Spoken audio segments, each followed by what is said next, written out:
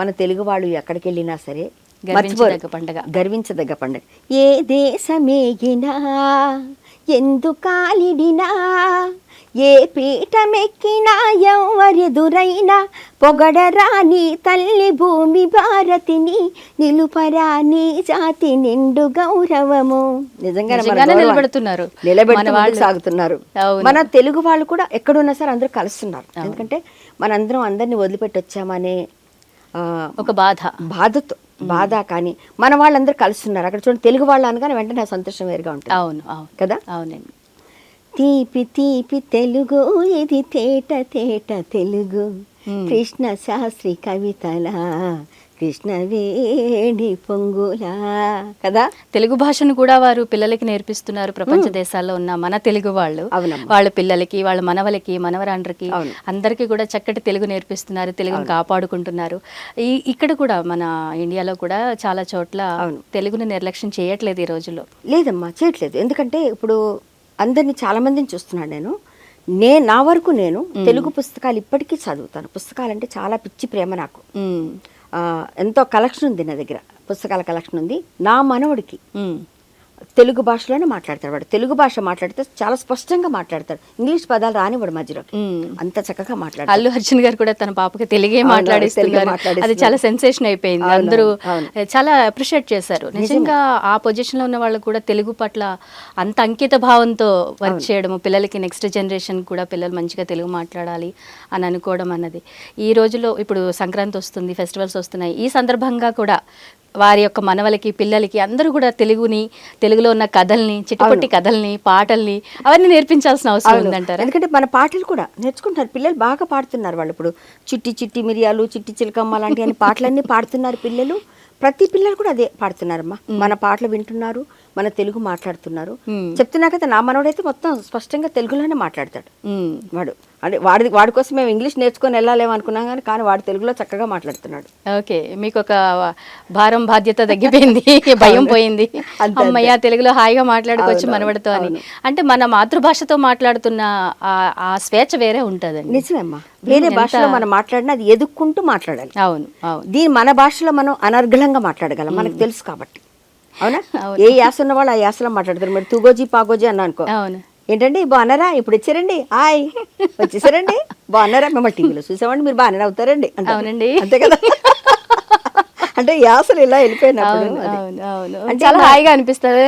మన ప్రాంతం వాళ్ళు, మన ప్రాంతం ఏ ఊరండి మీద అని అడుగుతారు. తప్పకుండా మన ప్రాంతం కానీ మీది కులాలు రావు, మతాలు రావు, ఏమి రాదు. మన ప్రాంతం ఒకటే హైలైట్ అవుతుంది. మన ప్రాంతం వాళ్ళు మన వాళ్ళు అన్న ఫీలింగ్ వచ్చేస్తుంది. మనం ఏం మాట్లాడినా వాళ్ళు అర్థం చేసుకుంటారు ప్రధానంగా.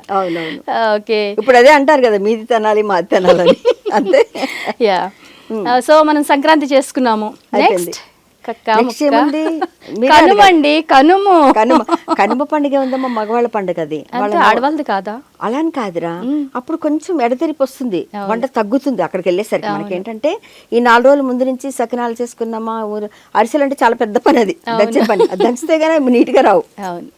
ఇప్పుడు ఎన్ని మిక్సీలు రాని, గ్రైండర్లు రాని, కానీ దంచాల్సిందే, దంచితేనే అరిసె బాగా. కానీ ఈ రోజుల్లో స్వగృహ ఫుడ్స్ వెళ్ళిపోయి తెచ్చేసుకుంటున్నారు, ఇంట్లో చేసుకోలేక. చేసుకునేటంత కానీ చేసుకుంటే మంచిది అంటారా? ఇలా బయట షాప్స్ నుంచి తెచ్చుకుని పండుగ చేసుకోవడం, వాళ్ళు కూడా బతకాలి కదా మరి.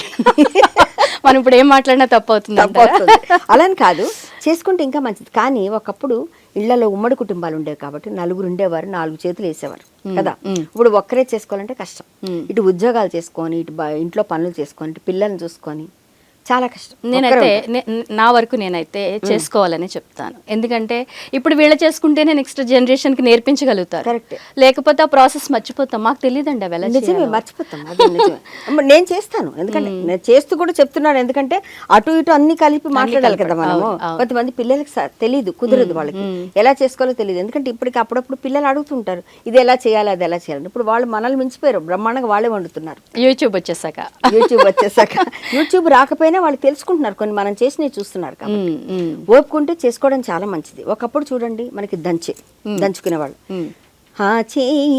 చేయి అడ్డగోడలికి, ఆ మాట ఈ మాట పెద్ద కోడలికి, నేటి అత్తమ్మ నాటి కోడలివి, తెలుసుకో మాయమ్మ నీది ఆ తెలివి, తలలోని నాలుకై తల్లిలా బతికి పూలల్లో దారమై పూజలే చేసి నీ కంటి పాపలా కాపురం చేసి మా చంటి పాపను మన్నించి పంపు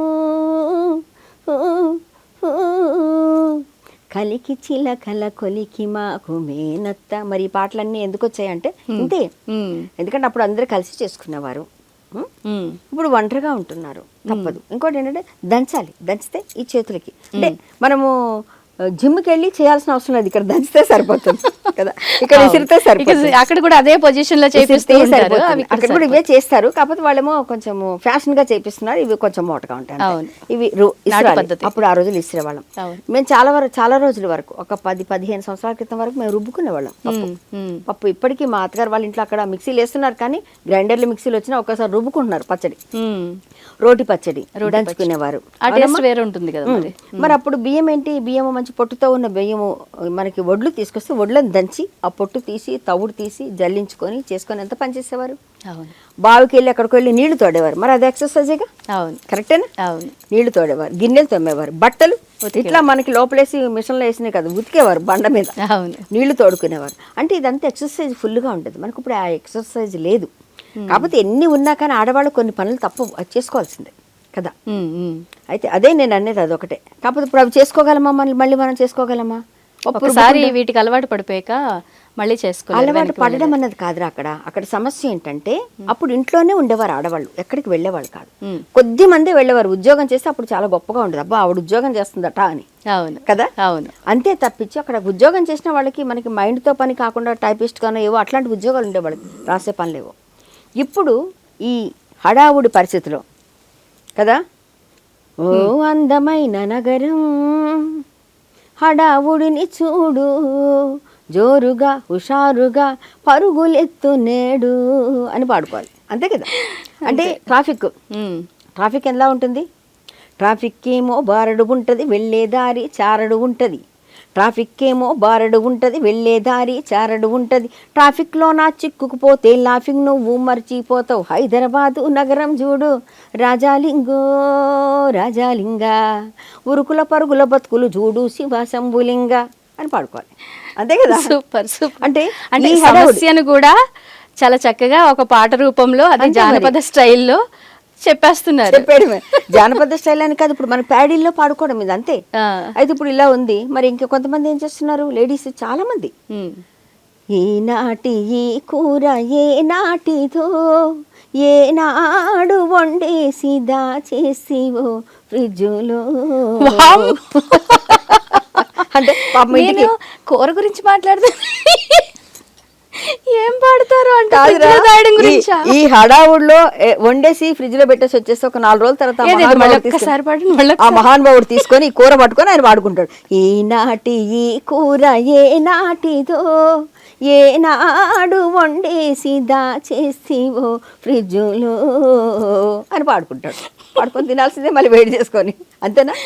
అంటే తప్పదు పరిస్థితులను బట్టి, దేన్ని బట్టి మనం దానికి అడ్జస్ట్ అయిపోవాలి. కాకపోతే ఓపుకుంటే మాత్రం వండుకోవడం అంత సుఖం ఇంకోటి లేదు. వేడివేడిగా తినడం ఆరోగ్యానికి చాలా మంచిది. ఇంకోటి ఏంటంటే కరోనా వచ్చిన తర్వాత వేరే దేశాల వాళ్ళు ఇబ్బందులు పడ్డారు, ఎందుకంటే చాలా వరకు వాళ్ళు పచ్చి పచ్చిగా వండుకుంటారు, అలా ఉడకందో, లేకపోతే వాళ్ళ బ్రెడ్ తినడమో, దాని మీద ఏదో మిరియాల పొడి ఉప్పు జల్లుకొని తింటారు. మనం అలా కాదుగా, దాంట్లో మసాలాలు బాగా దట్టించి మంచిగా దట్టించి ఫ్రెష్ గా దట్టించి, కానీ అదే మనం కాపాడింది కదండి. మిర్చి చూస్తే ముద్దొస్తుంది, కొరికామంటే మంటొస్తుంది, పచ్చడి చేస్తే బాగుంటుంది, ఇది అరుణే చేస్తూ ఉంటుంది, ప్రహర్షిని తింటూ ఉంటుంది.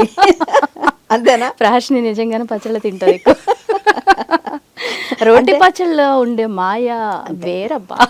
అంటే అవి అప్పటికప్పుడు చేసుకొని తిన్నవి, అంటే పరిస్థితులను బట్టి చెప్తున్నాను నేను, ఇలా చేసుకుంటూ వెళ్ళిపోతాం. ఇంకోటి ఇప్పుడు చూడండి అమ్మా, మనం సాయంత్రం పూట ఒక్కసారి ఒక్క రౌండ్ వేయండి సిటీలో ఎక్కడైనా అంటే మనం హడావుడికి ఇంటికి వెళ్ళిపోతుంటాం, కానీ ఎక్కడ చూసినా ఒక్క దగ్గర మాత్రం ఫుల్ జనాలు ఉంటారు. ఎక్కడ చెప్పండి, ఫుడ్ పానీపూరి. పానీపూరి దగ్గర పానీపూరి ఆడవాళ్ళకి ప్రాణం ఆ అదే పూరి. మరి. ఆ పానీపూరి దగ్గర తరతమ భేదాలు ఉండవు, పెద్ద చిన్న తారతమ్యాలు అసలు ఉండవు. అవును, అందరూ ప్లేట్ ఎట్టుకుని వెళ్ళాల్సింది. అదే మరి అక్కడ ఏంటంటే కారు ఉంటుంది, రిక్షా ఉంటుంది, ఆటో ఉంటుంది, సైకిల్ ఉంటుంది, నడుచుకుంటూ వచ్చే వాళ్ళు ఉంటారు, బండ్లు మెరుగుంటాయి, అక్కడ నుంచి ఉంటారు. ఎంత వారు గాని ఏ కారులైనా రాని పానీపూరి బండి ముందు ఆగిపోదురే చేతిలో చిప్పతో పానీపూరితో.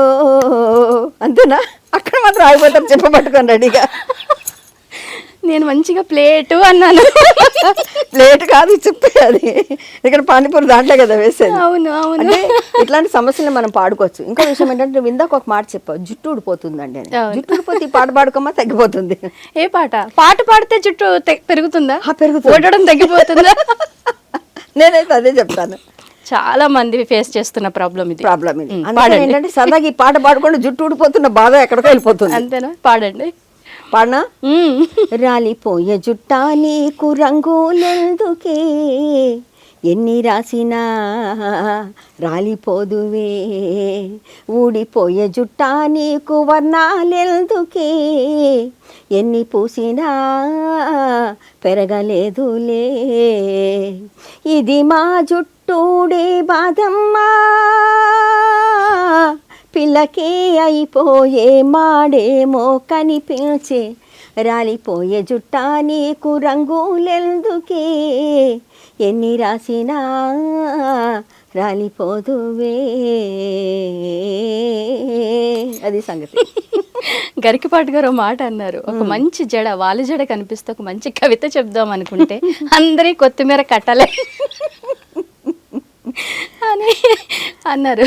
అలాగా నిజంగా అందరికీ జుట్లు ఊడిపోతున్నాయి కాబట్టి ఇలా పాడుకుని వాళ్ళు ఉపశమనం పొందొచ్చు. ఇంకో విషయం ఏంటంటే అప్పుడు మనకి ఏంటంటే ప్రతిరోజు నూనె రాసుకునేవాళ్ళం కదమ్మా. నూనె బాగా రాసుకునేవాళ్ళం. కుంకుడుకాయలతోనే తలస్నానం చేసేవాళ్ళం కదా. మన కుంకుడుకాయలు అబ్బా కొట్టుకొని ముందు కష్టమో నష్టమో కుంకుడుకాయలు కొట్టుకునేవాళ్ళం కదా. సీక అంటే సీకే కానీ కుంకుడుకాయలు ఎక్కువ వాడేవాడు. కుంకుడుకాయలు పోసుకొని తలస్నానం చేసేవాడు. మళ్ళీ అది అయిపోయిన తర్వాత ఒక్క రోజుకి మించి ఉండనిచ్చేవారు కాదు పెద్దవాళ్ళు, వెంటనే నూనె రాసేసేవారు పప్పులు అయిపోయినట్టుగా కదా. ఇప్పుడు మనం నూనె రాసుకుంటున్నామా? లేదు. కుంకుడుకాయలు పోసుకుంటున్నామా? లేదు. కనిపించిన షాంపూలు అంటే అడ్వర్టైజ్మెంట్ లో కనిపించిన ప్రతి షాంపూ తీసుకొచ్చి వాడడానికి ట్రై చేస్తున్నాం. ఇది కాదు ఇది బాగుంటుందంటే అది తెచ్చుకుంటున్నాం, అది బాగుంటుందంటే అన్ని రకాలు తెచ్చుకుని లాస్ట్ ఉడిపోకి ఏమవుతుందమ్మా?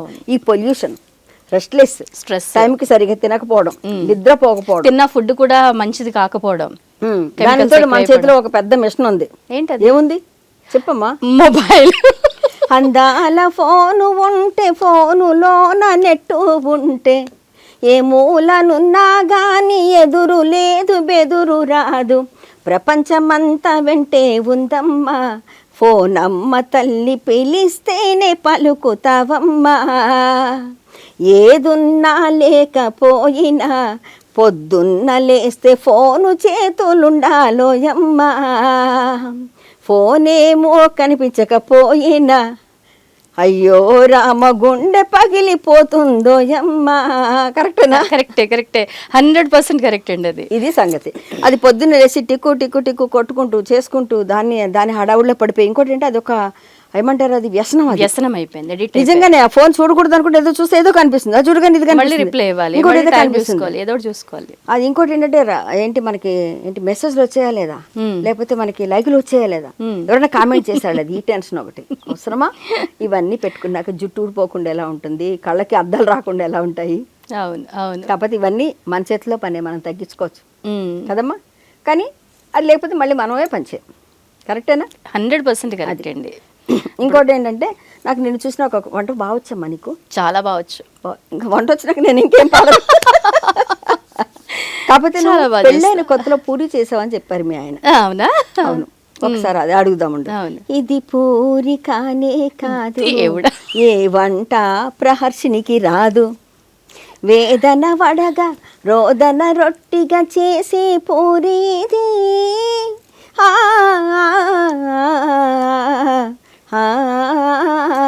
అధ్యక్ష దీన్ని నేను తీవ్రంగా ఖండిస్తున్నాను. ఒంటరిగా ఒక రోజు కూర్చొని పిండి కలిపినాది ప్రహర్షిని, పిండి కలిపినాది, పిండిని కలిపి ముద్దగా చేసి పూరి చేసినాది, పెనములో వేసి చూసినాది, ఆ తరువాతే తెలిసింది అది పూరి కాదని, అది అప్పడమైందని. ఆ పూరి గుండె కోత తన వంటకు శ్రీకారం, తను చేసే ప్రతి వంట వాళ్ళ ఆయనకు అవమానం. హతవిధి. కాసేపు నవ్వుకోవడానికి రా ఇది. అదే, అదే. వంటలు బాగా వచ్చినా సరే ఈ మాత్రం వంక పెట్టుకోకపోతే బాగా. అవును అవును, నిజంగా వంకలు పెడతారండి అందరూ. అంటే పెడతారు, తప్పదు. ఎందుకంటే ఎంత మనం బాగా చేసినా కూడా మరి వాళ్ళకి ఏమనిపిస్తుందో. అంటే ఒక విషయం బాగా చేసినప్పుడు ఏం మాట్లాడరు, బాగుందని చెప్పరు, ఏం చెప్పరు. బాగాలేనప్పుడు మాత్రం గుర్తు పెట్టుకొని మరి తిరుగుతారు, చండాలంగా ఉందని. కరెక్టేనా? 100% కామను. నేనంటే బాగా చేసినప్పుడు ఒకసారి మెచ్చుకోవచ్చుగా, బాగా లేనప్పుడు ఎందుకు గుర్తు పెట్టుకొని తిట్టడం అని. మీరు ప్యారడీ చాలా బాగా పడుతున్నారు. అది పచ్చబొట్టేసిన సాంగ్ ఉంది కదా బాహుబలిలో, ఆ పాట నాకు చాలా ఇష్టం, చాలా బాగుంటుంది అది. కానీ నేను పాడినాక మళ్ళీ పాట వింటారో లేదో మీరు? ఎందుకు? ఎందుకంటే నేను మార్చి పాడతాను కాబట్టి. అంటే కొంచెం చూసి మంచిగా పాడండి, ఎందుకంటే ఇష్టమైన పాట అని చెప్పినప్పుడు మీరు దాన్ని కష్టపెట్టకూడదు. అవునవును, కరెక్ట్. పాడండి. అయితే ఈ అబ్బాయికి పెళ్ళి అవ్వలేదు అన్నాడు. పెళ్ళి అయ్యేటప్పుడు గడుసు అమ్మాయి వస్తే ఎలా ఉంటుందని చెప్పాను అబ్బాయి, కెమెరా అబ్బాయికి. ఓకే. అమ్మాయి పాడితే ఎలా ఉంటుంది, ఒరిజినల్ సాంగ్ చెప్తా. ఓకే. పచ్చబొట్టేసిన పిల్లగాడా నీకు పచ్చి ప్రాయాలని చూపెడతానురా కదా, ఒరిజినల్ ఇది. ఇప్పుడు ఆ అమ్మాయి ఆ అబ్బాయిని చూస్తూ పాడుతుంది, ఏమని? తాళి కట్టేసిన పిల్లగాడా నీకు పెళ్ళమంటే ఏంటో చూపెడతానురా, స్వీట్ 3 ముళ్ళేసిన మెంటలోడా నీకు నరకమంటే ఏంటో తెలియజేస్తానురా. అది అంతే. ఇంత వార్నింగ్. అంటే మన మీద మనమే జోకులు వేసుకోవాలమ్మడు, తప్పదు. అంతే అంటారా? ఆడవాళ్ళ మీద జోకులు వేస్తేనే హ్యాపీగా పేలుతాయి, మగవాళ్ళ మీద వేస్తే వాళ్ళకంటే ఏం చెప్పినా సరే వంట చేశారా, ఇల్లు తుడిచారా, బట్టలు తోమారా, బట్టలు ఉతికారా అని చెప్పడానికి తప్పించి వేరే ఏముండవు. అలా పని చేయరు, చేసినా గానీ వాళ్ళు చెప్పుకోరు, మనం మాత్రం చెప్పుకుంటాం. కరెక్టేనా? అవునా? అది. అయితే ఇంకోటి ఏంటంటే, మొన్న నేను బెంగళూరు వెళ్తున్నాను. ఓకే. నా పక్కన కూర్చున్న ఆవిడ, పడుకున్న ఆవిడ మామూలుగా పెట్టట్లేదు గురక. ఆ గురక వింటుంటే నాకు నిద్ర రావట్లేదు. ఆవిడ 2-3 సార్లు కదిపి చూసి అయినా కదలలేదు ఆవిడ. పెద్ద ఆవిడ, పాపం ఆవిడకి ఏమైనా ప్రాబ్లం. హెల్త్ ప్రాబ్లమ్స్ ఎక్కువ వచ్చేస్తున్నాయి అందరికీ, వచ్చేస్తున్నాయి ఈ రోజుల్లో. అవును, ఆమెను గట్టిగా ఊపాను, ఊపితే ఆవిడ లేవలేదు. అంటే గట్టిగా తీస్తున్నారు అనమాట. ఆ ట్రైన్ సౌండ్ కంటే ఈ సౌండ్ ఎక్కువ. మీరు అలా అంటున్నారు, మన ట్రైన్ లో అయితే మొత్తం కంపార్ట్మెంట్ అందరూ గురక పెడుతున్నారు. ఇందిరా బాబు ఈ గోళ కాదు, అసలు కొంచెం పడుకోవడానికి కూడా లేదు, మొత్తం కంపార్ట్మెంట్ అంతా గురక పెడుతున్నారు. ఎంత దారుణం అనిపించింది అంటే ఆ రోజు సాంగ్స్ పెట్టి విందామన్నా అవ్వట్లేదు. చిన్న పెద్ద తేడా లేదు. ఆ సమయానికి నేనేం చేశానంటే ప్యారడీ రాసుకున్నా. ఎలా అంటే ఒక స్టేషన్ వచ్చింది, ఆ స్టేషన్ దగ్గర ఒక పాట వినిపించింది. వచ్చిండే మెల్ల మెల్లగా వచ్చిండే అని పాట వచ్చింది. నాకు వెంటనే ప్యారడీ మీద ఒక పాట వచ్చింది. ఓకే. ఎలా రాసుకున్నానంటే, పెట్టిందే గురకే గట్టిగా పెట్టిందే, గుర్రని పెట్టిందే, ట్రైనే పోతున్నట్టుగా సైరన్ మోగినట్టుగా, నోరు తెరిసే పెట్టిందే, చెవులకు చిల్లులు పెట్టిందే, నన్ను నిద్రపోకుండా బాగా డిస్టర్బ్ చేసిందే, అయ్యో తెల్లారిందాక మేల్కొనున్నానే, నిద్రపోకుండా కోసునున్నానే, ఏమి గురకో పిచ్చి తెచ్చి నన్ను ఉల్టా సీదా చేసిందే, పెట్టిందే గురకే గట్టిగా పెట్టిందే, గుర్రని పెట్టిందే, ట్రైనే పోతున్నట్టుగా సైరన్ మోగినట్టుగా. అయ్ బాబో ఏమి గురకో, అయ్ బాబో ఏమి గురకో, గురకంటే గుండెలదిరే నరకము లెక్క ఉంటదే. ఇలా పాడుకుంటూ వెళ్ళిపోయాను. ఒక పాట మొత్తం రెడీ అయింది నాకు. అంటే మనం ప్రతిదాన్ని ఇలా సరదాగా తీసుకోవచ్చు. చెప్పులు కొరికాయి అనుకోమ్మా, చెప్పులు కొరికితే నేనైతే ఒక పాట పాడుకుంటా. నీ తొలిసారిగా తొడిగేసిన కొత్త చెప్పువే, నా కాళ్ళకు ఇలా సరిపోయినా నా చెప్పువే, కాళ్ళనే కొరికి మనసుని నలిపి మంట పెడతావిలా, చెప్పువే నువ్వు తప్పుకో నీవు తిప్పలే నాకిలా, అంతలా చేరువై ఇంతలా భారమై చెప్పవే చెప్పువే అంతే. నిజంగా ఏదైనా ఒక ప్రాబ్లం వచ్చినప్పుడు దాన్ని ప్యారడీ కింద కన్వర్ట్ చేస్తే అప్పుడు నవ్వొచ్చేస్తుంది కదా. కంపల్సరిగా నవ్వొస్తుంది. హోటల్కి వెళ్ళాం అనుకోండి, Enjoy ఆ బేరాలు తెచ్చే లోపు చాలా టైం పట్టింది అనుకో, అప్పుడు ఒక పాట పాడుకోవచ్చు. ఈజీగా పడుతుంది, 30 to 45 minutes టైం తీసుకుంటే. గంట పట్టినా పర్లేదు. అవును, అంతే. అది ఎట్లా అంటే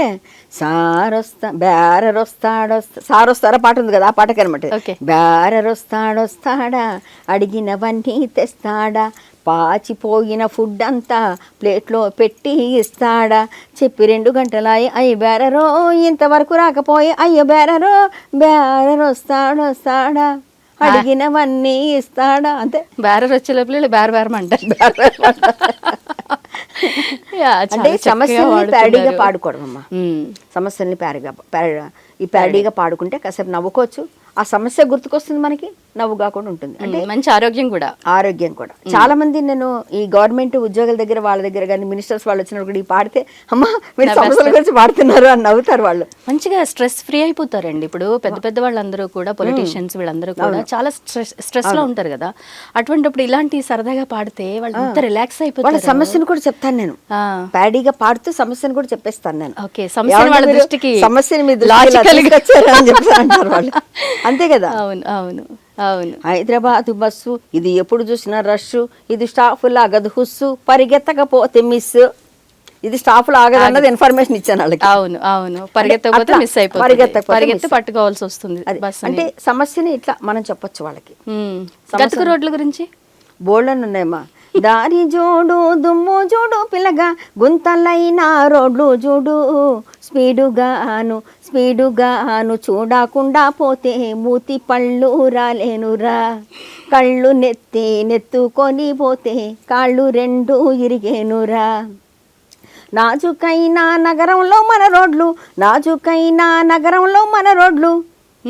గాలేస్తే ఇరిగిపోతాయిరా, గంతేసినా ఇరిగిపోతాయి, గాలేస్తే ఇరిగిపోతాయి. ఇంకోటి ఏంటంటే క్రమశిక్షణ అన్నది ఎవరో వచ్చి చేస్తారన్నది మాత్రం ఎదురు చూడకూడదని నేను అనుకుంటా. ఎవరికి వాళ్ళు కొన్ని చేసుకోవాలి. మన ఇంటి పక్కన చెత్త వేశారు అంటే అది మనం తుడుచుకోవాలి, కానీ ఆయన మినిస్టర్ గారు వచ్చి తొడవలేదంటే తప్పది. కరెక్టే కదా. మన పరిసరాల్ని కొన్ని మనమే జాగ్రత్త పెట్టుకోవాలి. ఇంకోటి అంటే ఇదే పద్ధతి పబ్లిక్ లో కూడా రావాలి. కరెక్టా కదా. అవును అవును. పాలకులతో పాటు అవేర్నెస్ అన్నది మనకి జనాల్లో కూడా రావాలి. ఎవరు చేయాల్సిన పనులు వాళ్ళు చేసుకోవాలి. చేసుకున్నప్పుడు ఈ ప్రాబ్లమ్స్ ఉండవు కదా. మనకి విదేశాల్లో అదే, మనకి ఆ ప్రాబ్లం ఉండదు. మీరు చూడండి, ఈ అరటిపండు తొక్క తింటే ఎక్కడ పడేయకుండా భద్రంగా కార్లో తీసుకెళ్లి చెత్తబొట్లో వేస్తారు. మనకి ఇక్కడ అయితే ఎక్కడంటే అక్కడ పడేసుకుంటే వెళ్ళిపోతాం. కరెక్టా కదా. అది జాగ్రత్తగా చూసుకుంటే మనకి మంచిదే కదా. ఎవరి కింద పడి వాళ్ళు కాళ్ళు చేతులు ఎరగొట్టుకోకుండా ఉంటారు కదా. అట్లా నేను అనేది అది. అంతే. ఇలా ప్రతి దాని మీద మనం చేసుకుంటూ వెళ్ళిపోవచ్చు. పాటలు మీరు చక్కగా పెళ్లి పాటలు కూడా పాడుతుంటారు కదా, చాలా రికార్డ్స్ కూడా మీరు బ్రేక్ చేశారు. ఎన్ని పాటలు పాడుంటారు ఇప్పటి వరకు? దాదాపు పెళ్లిళ్ళకి ఎక్కువ చేస్తానమ్మా నేను. నాకు సాంప్రదాయ పెళ్లి పాటలు చేస్తాను. ఆ పెళ్లి పాటలు చేసినప్పుడు ఏం చేస్తానంటే పెళ్లికి సంబంధించిన వివరాలన్నీ తెలుసుకున్నాను. పెళ్లి కొడుకు పెళ్లి కూతురు పేర్లు, వాళ్ళ పేర్లతో పాటు ఇంకోటి ఏంటంటే పెళ్లిళ్ళలో ఏమేమి చేస్తారు. విడదీయడం కష్టం కలిసిన జీలకర్ర బెల్లం, విడదీయరాని బంధం కావాలి వారి దాంపత్య జీవనం. అలాగే 7 అడుగులు అంటే రకరకాలు చెప్తారు కదా. నాకు తెలిసిన కొన్ని తెలుసుకున్నా. ఏంటంటే 7 అడుగులు, ఒకరి వెంట ఒకరు 7 అడుగులు నడుస్తూ, 6వ ప్రాణంగా ఉంటూ, 5వ తనాన్ని మూటగట్టుకొని, 4 దిక్కుల సాక్షిగా 3 ముళ్ళ బంధంతో 2 జీవితాలు ఒక్కటయ్యేదే పెళ్లి. పెళ్లి 2 జీవితాలు పెనవేసే బంధం. పెళ్లి 2 కుటుంబాలను దరిచేర్చే ఒక సంబంధం. ఇది పెళ్ళి అంటే పెళ్లిళ్లలో ఆ రోజుల్లో భలే పాటలు పాడుకునేవారు. ఇప్పటికీ పెళ్లి ప్రోగ్రామ్స్ వచ్చాయంటే దాదాపు నాకు చాలా డేట్స్ ఫిక్స్ అయిపోతాయి. నాకు వెనక టీం ఉన్నారు. అలాగే మనకి పాత తోలుబొమ్మలు వాళ్ళు కూడా ఉన్నారు నా దగ్గర. ఆ తోలుబొమ్మల్ని ఇప్పటికీ అనుగుణంగా మోడర్న్ గా తయారు చేసి చక్కగా మనకి పెళ్లి పాటలకి అన్ని పాటలకి బొమ్మలు డాన్స్ చేసేలాగా చేస్తూ ఉంటాను అనమాట. ఈ పెళ్లిళ్లలో అప్పుడు పాడుకునే పాటలు ఎలా ఉంటాయంటే చాలా బాగుండేవమ్మా. అవి ఎలా అంటే మనకి సాంప్రదాయబద్ధంగా ఉంటాయి. ఒకరినొకరు ఆ రోజుల్లో ఏంటంటే విడిదిళ్ళు ఇచ్చేవారు. అవును, ఊర్లోనే ఇచ్చేవారు విడిదిళ్ళు. ఆ విడిదింటికి వీళ్ళన్ని పంపించేవారు, వాళ్ళకి అన్ని పంపించారు కదా. అప్పుడు వియ్యపురాల గురించి వీళ్ళు వదిన ఎంత బాగున్నా వియ్యపురాలు ఎంత బాగున్నా ఏదో కొంక పెట్టాలట. అది శాస్త్రం అని కాదు కానీ ఏదో సరదా కదా, ఆట పట్టించడం. వివరము తెలియని వియ్యపురాలికి విడుదలు చూపితిమి, మేము విడుదలు చూపితిమి, వివరము ఎరుగని వియ్యపురాలు విడుదల ఉండదుగా, ఆహా తిరుగుచునుండునుగా. వెండి పుల్ల వెండి ఆకు విడిదికి పంపితిమి, మేము విడిదికి పంపితిమి. గారా పళ్ళ వదిన గారు పళ్ళేతో మదుగా, ఆహా ముఖమే కడుగదుగా. అంటే ఇలా సరదాగా అనమాట. మరి వదిన గారు ఉన్నానుకో, వదిన గారి మీద వంకర టింకర వదినమ్మ నీ వయ్యారాలు చాలమ్మ, నడ్డి ముక్కు మా వదినమ్మ చీపు కళ్ళతో వదినమ్మ, వంకర టింకర వదినమ్మ నీ వయ్యారాలు చాలమ్మ. వాళ్ళ ఆహార్యాన్ని ఇండైరెక్ట్ గా సెటరికల్ గా చెప్తున్నా కూడా వాళ్ళు నవ్వుతారు తప్పించి కోప్పడరు. ఎందుకంటే వదిన మీద మరదల మీద సెటర్లు వేసుకుంటూ. అలాగే మనకు అప్పగింతల పాటలు కూడా బాగుంటాయమ్మా. పుట్టింటి సీతమ్మ అత్తింటికెళుతుంటే బుద్ధులేమని చెబుతూ భూదేవి తల్లి, బుద్ధులేమని చెబుతూ భూదేవి తల్లి. పొద్దోయి పొరుగిళ్ళకెళ్ళబోకమ్మ, సందేళ్ల చాకింటికెళ్ళబోకమ్మ, వీధిలో కురులను విప్పబోకమ్మ, వీధిలో కురులను విప్పబోకమ్మ. ఎంత చక్కటి మెసేజ్. మెసేజ్ అమ్మా, మెసేజ్. అలాగే మనకి సినిమా పాటలు కూడా ఉంటాయి, దీంట్లో సినిమా పాటలు కూడా పాడతాం. ఇరుగమ్మల పొరుగమ్మలతో ఇంటి సంగతులు అనవద్దు, చీరలు నగలిమ్మని భర్తను చీటికి మాటికి అడగొద్దు, అత్తింటను అదరి పాటుతో పుట్టింటిని పొగడొద్దు, తరుణం దొరికినదే చాలని తలగడ మంత్రం చదవద్దు, హాయిగా చేయి చేయిగా ఆలు మగలై కాలం గడపాలి, 1000 ఏళ్ళు మీరనుకూలంగా ఒకటై బ్రతకాలి, హాయిగా ఆలు మగలై కాలం గడపాలి. నిజంగా పెళ్లి సమయంలో తల్లిదండ్రులు అందరూ బిజీగా ఉంటారు, టెన్షన్ లో ఉంటుంటారు. అటువంటిప్పుడు ఇలాంటి ఒక మంచి పాట వినిపిస్తే ఆ పెళ్లి కూతురికి పెళ్లి కొడుక్కి చాలా జ్ఞానోదయం అవుతుంది. ఈ రోజుల్లో ప్రీ వెడ్డింగ్ షూట్స్ అని అవి ఇవి చూస్తున్నాము. పెళ్లి అయిపోయాక పెళ్లి కూతురే డాన్స్లు వేస్తున్న సందర్భాలు కూడా చాలా చూస్తున్నాము. మన సాంప్రదాయం ఎటుపోతుందా అని చెప్పి బాధపడే వాళ్ళు కూడా చాలా మంది ఉన్నారు. వాటిని చూసి మీకు ఏమనిపిస్తుంటుంది? ఈ ప్రీ వెడ్డింగ్ షూట్స్ కానీ, ఈ పెళ్లి కూతుర్లు డాన్సులు చేసుకుంటూ వస్తున్న విధానం కానీ, చాలా మంది అబ్బాయిలు కానీ మగవాళ్ళు కూడా తిడుతుంటారు. కమెంట్స్ చూస్తుంటాం మనం. ఎటుపోతుంది సమాజం, ఎందుకు ఇలా చేస్తున్నారు, ఆడవాళ్ళు అంటే పద్ధతిగా ఉండాలి, అందులో పెళ్లి కూతురు అంటే అందరి కళ్ళు తన మీదే ఉంటాయి కాబట్టి తను సిగ్గుపడుతూ ఉంటేనే అది అందం, కానీ ఎందుకు అలాగ రెచ్చిపోయి డాన్స్లు వేస్తున్నారని తిడుతున్నారు. ఇది ఎంతవరకు కరెక్ట్ అంటారు? మీకేమనిపిస్తుంది? నేనేం సమాధానం చెప్పలేను రా. ఎందుకంటే పద్ధతి అనేది ఆడవాళ్ళకి మాత్రమే కాదు, మగవాళ్ళకి కూడా ఉండాలి, అంతే కదా పద్ధతిగా. అప్పుడు ఎందుకంటే ఇప్పుడు ఇన్ని అత్యాచారాలు అకృత్యాలు జరుగుతున్నాయంటే మగపిల్లలు కూడా పద్ధతిగా పెంచితే వాళ్ళు అవి జరగవు. అవును, కరెక్టేనా? ఆడపిల్లలు కూడా పద్ధతిగా ఉండాలి. అప్పుడు పద్ధతి వేరు, ఇప్పుడు పద్ధతి వేరు. ఇప్పుడు ఫ్రీడమ్ వచ్చింది అందరికి కదా. ఇప్పుడు ఒకప్పుడు సపోజ్ మా టైంలో, మా అమ్మ వాళ్ళ టైంలోనూ ఎలా ఉండేది అంటే, అమ్మ సినిమాకి వెళ్ళాలంటే 10 సార్లు మా నాన్నగారిని ఆ ఫ్రెండ్స్ని తీసుకొచ్చి వాళ్ళని తీసుకొచ్చి బతిమలాడి సినిమాకి వెళ్ళడానికి ఇన్ని పాటలు పడాల్సి వచ్చేది. మేము అందరం కలిసి వెళ్తున్నాం, మేము వెళ్ళి వచ్చేస్తాం, మేము ఎక్కడికి వెళ్ళాము, మా వెనక మళ్ళీ ఇంతమంది ఆడపిల్లలు 4 మగపిల్లలు కూడా పంపించాలి, మళ్ళీ తోడు తమ్ముళ్ళని తీసుకెళ్ళండి, మీరు ఒక్కరే వెళ్ళొద్దు, ఇవన్నీ ఉండేవి. అవునా? ఇప్పుడు సినిమాకి వెళ్ళండి, అమ్మ పిక్చర్కి వెళ్తున్నాను నేను నటించంటే చూసి వచ్చేస్తాను అంటే అంత ఫ్రీడమ్ పెరిగింది. ఫ్రీడమ్ ఇచ్చారు తల్లిదండ్రులు కూడా. కాకపోతే ఏంటంటే ఇప్పుడు సరదాగా ఎంజాయ్ చేద్దామన్న మూడ్లో చాలా మంది ఉన్నారు. ఆ మూడ్లో వాళ్ళు సరదాగా చేసేస్తున్నారు. కాకపోతే చేయాలి, వల్గర్గా ఉండకూడదు. అంటే సోషల్ మీడియా వల్ల కూడా పబ్లిక్ లో ఇంత మార్పు వచ్చిందని అనుకోవచ్చు అంటారా? రీల్స్ చేస్తున్నారు, ఇన్స్టాగ్రామ్ రీల్స్ అని, FB రీల్స్ అని, యూట్యూబ్ అనేసి చాలా ఎక్కువ, కానీ పీకల మీదకి వచ్చే విధంగా చేసుకుంటున్నారు. అవి చేసుకోకూడదు.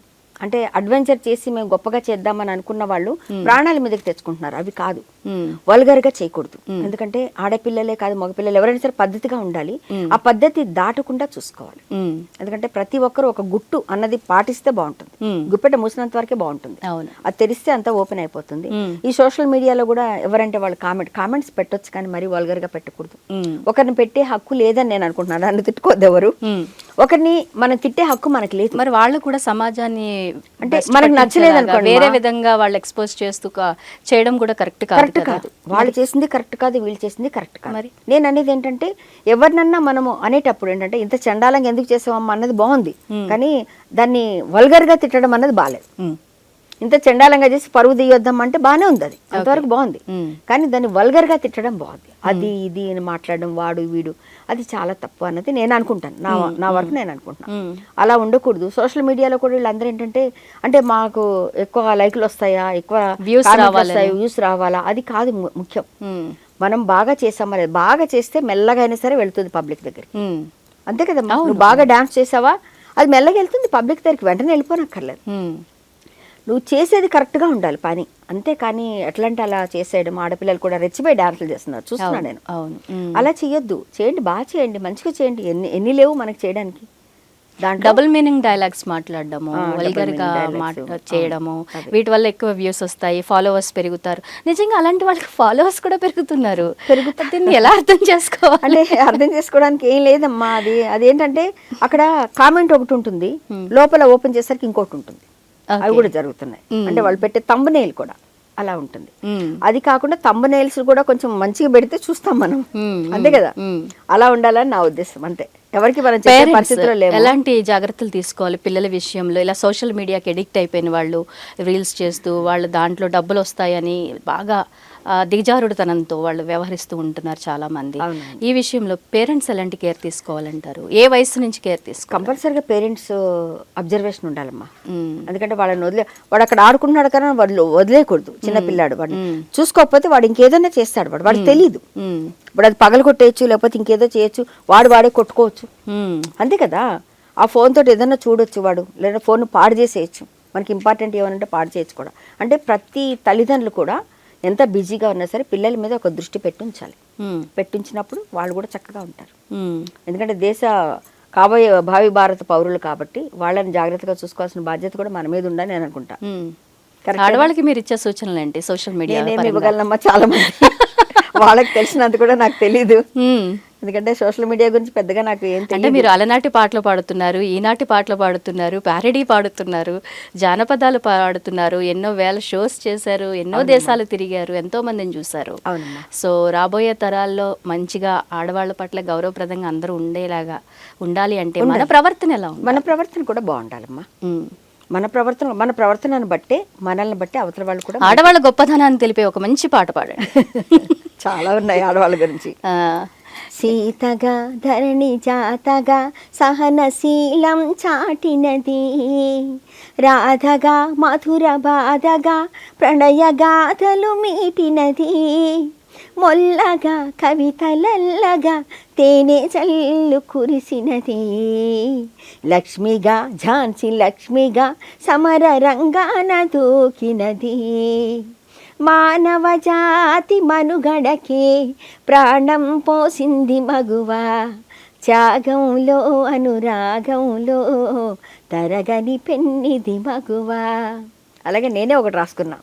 మహిళా నీ సాటి ఎవరమ్మా, నీకెందులోనూ పోటీ లేదమ్మా, గాలి మోటారైనా ఎగరేయగలవమ్మా, గాడిపోయినైనా వెలిగించగలవమ్మా, మహిళా నీ సాటి ఎవరమ్మా, నీకెందులోనూ పోటీ లేదమ్మా.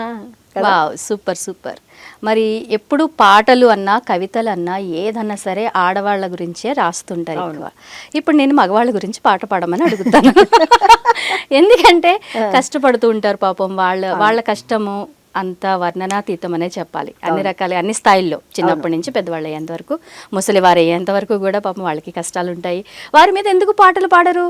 ఎందుకు లేవమ్మా, వాళ్ళ మీద ఏదో ఒక పాట పాడండి. చాలా పాటలు ఉన్నాయి వాళ్ళ మీద కూడా. ఒక మంచి పాట పాడండి మగవారి గొప్పతనాన్ని తెలియజేస్తూ. ఎందుకంటే ఆడవారి గొప్పతనం అనగానే మీ మొహం వెలిగిపోయింది, చక్కగా బోల్డ్ ఉన్నాయి, ప్రహర్షణి అని పాడేశారు.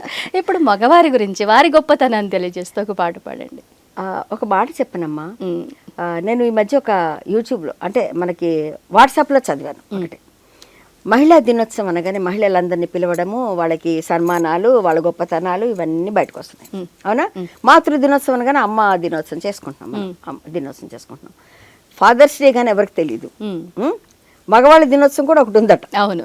అయితే పొద్దున్న లేస్తే ఈ ఆడవాళ్ళకి అమ్మ కోసమనో తల్లి కోసం చెల్లి కోసం అని లేడీస్ గురించి అందరికి మనం మదర్స్ డే విషెస్ పెడుతున్నాము.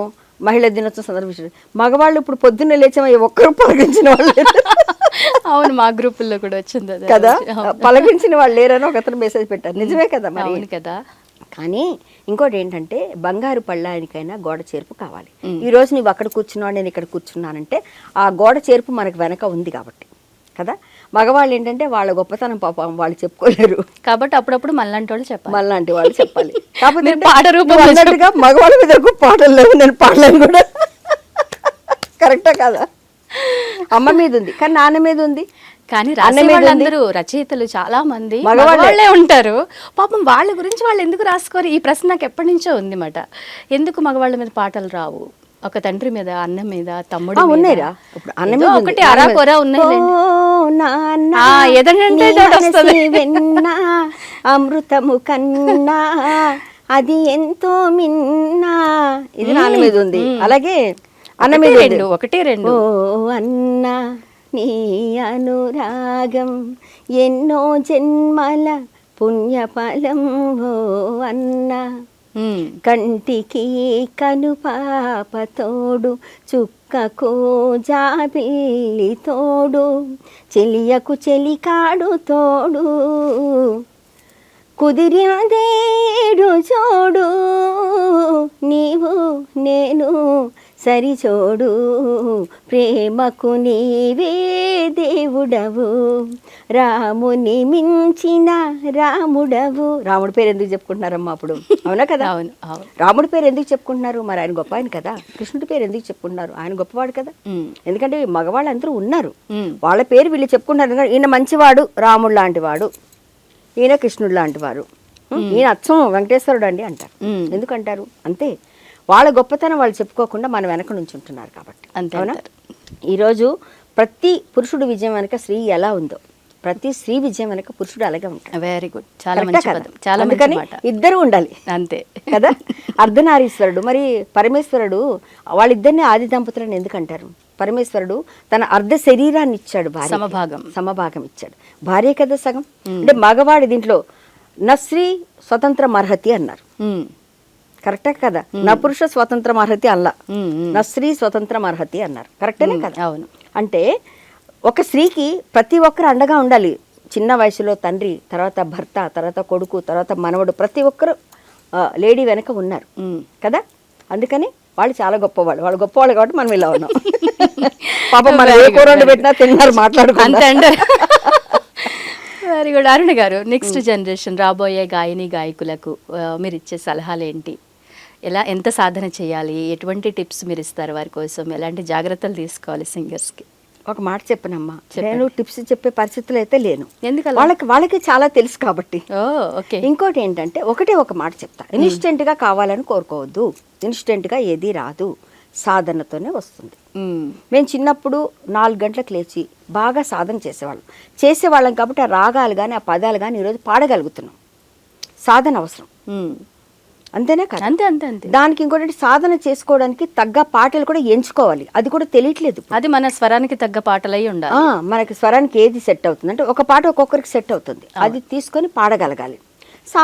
సానిద పదని నిద పమ పాదమ గమ పదని సానిద పమనిద పమగ గమ పద మగరి సమా గమ పదమ పదని సని నిని సదా గమ పద పదని సానిద పమ గమాని దమ పదమ పదని సమాగని సరి సానిద ప సానిద పమ గమ పదని బ్రోచేవా అంటే చిన్నప్పుడు పాడింది, ఇప్పుడు గుర్తుంది నాకు, కొన్ని మర్చిపోయినా. అంటే ఇలాంటి సాధన చేస్తే, స్వరాలు సాధన చేస్తే వాయిస్ ఫ్రీ అవుతుంది.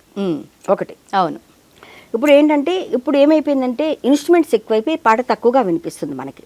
కరెక్టేనా? అవును. ఇన్స్ట్రుమెంట్స్ ఎక్కువయ్యి పాట మనకి తక్కువ అవుతుంది, అంటే సరిగా వినిపించట్లేదు మనకి.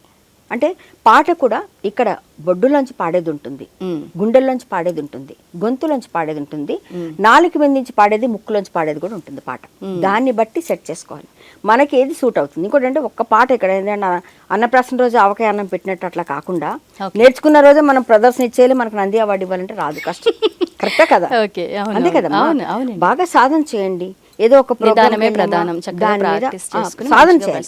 ఎందుకంటే నేను ఇప్పటికీ ప్రాక్టీస్ కంపల్సరీగా ఒక ప్రోగ్రామ్కి వెళ్ళాలన్నా, ఒక పాట పాడాలన్నా ఆ పాటను ప్రాక్టీస్ చేసుకుంటేనే మనకు బాగుంటుందని నా ఉద్దేశం. చాలా సంతోషం అండి అరుణ గారు. ఎన్నో ప్యారడీ సాంగ్స్, జానపదాలు, చక్కటి పాటలు పాడారు, చాలా చక్కటి టిప్స్ కూడా ఇచ్చారు. ధన్యవాదాలండి. థ్యాంక్ యూ సో మచ్ అమ్మా. నాకు కూడా చాలా సంతోషంగా ఉంది మన సాక్షి టీవీలో మిమ్మల్ని అందరినీ కలుస్తూ. ధన్యవాదాలు.